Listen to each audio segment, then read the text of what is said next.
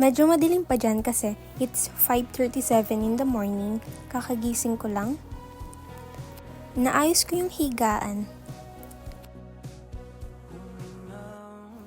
Then after kong ayusin, lalabas ako para maligo. Kasi it's Tuesday and may pasok kaya kailangan ko maging fresh. So yun, pinapakita ko lang yung isang bahay. Then yun, nakain na ako.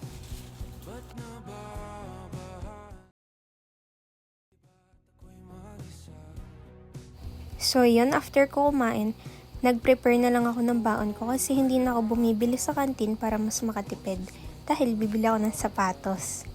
Nagsuklay na ako kahit hirap na ako sa part na yun for the vlog. So yun, natapos na ako. Ganda ka hindi. Yun, outfit check kahit wala naman. So yun, pinakita ko lang yung view ko paglabas.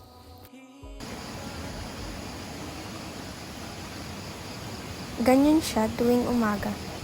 Medyo maaga pa niyan kasi maaga ako nagising kaya hindi ako malilate. Medyo foggy pa. So yun, nandito na ako sa first sapa. Nakasaway mukha mo te. So andito na ako sa ilog na tinatawid namin para makarating sa baryo kasi galing kami sa Sitio Banatas.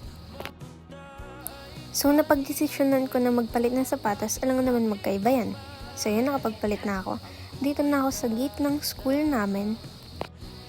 Then yun, nasa classroom na ako. Aral-aralan kahit wala naman talaga siyang ginagawa. Yan, naisipan ko na lang tumingin sa camera at mag-guys. Hi guys! Welcome to my vlog. Ako nga pala si Claire. So yun, blinip ko kasi ang sama ng bunganga ni Clark. Joke lang. So yun, nagre-recess na ako kasi nagbaon ako, diba? Kakatapos ko lang. Papansin na naman ako dyan. So yun, wala akong magawa. Kaya kumuha na lang ako ng tissue kasi bupunasan ko yung malangis kong bibig. Cute. Nagkukulay ako ng labi. Kahit wala naman talaga siyang kulay, pero nagtitinga lang pala ako.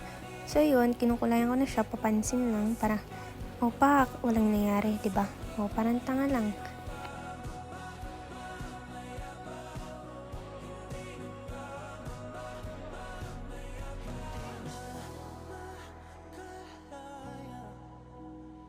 So, anong expected score mo?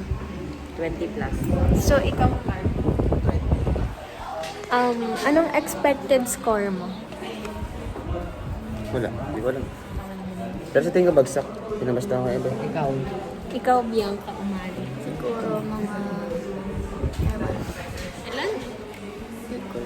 Siguro bagsak. Okay, bye. So, kung itatanong nyo kung anong score talaga namin, yun pa din, basta mataas lang kami sa expectation. So, yun, nag-0.5 pero baliktad. Kayo na lang mag-adjust. Pauwi na naman ako to Banatas. So, pag-uwi ko pala, naisipan kong maglaba kasi marami na akong labahin. Na lang naman itambak ko yan, dinalagot ako doon. So, yun, naglalagay na ako ng marumi kong damit. Naisip ko, ba't ko pala i-washing yung uniform ko, di nagusot. So, yun, binalik ko na lang. Then, pagkatapos ko, nagbanlaw na ako. Pagkatapos ko lahat gawin ng mga ginagawa ko, nagpupunta na ako ng court para maglaro ng volleyball. So, yun, naka-receive, naka-points kami, nag-ritual. Nag-ritual na naman kami ni Kang. So, hobby namin yan.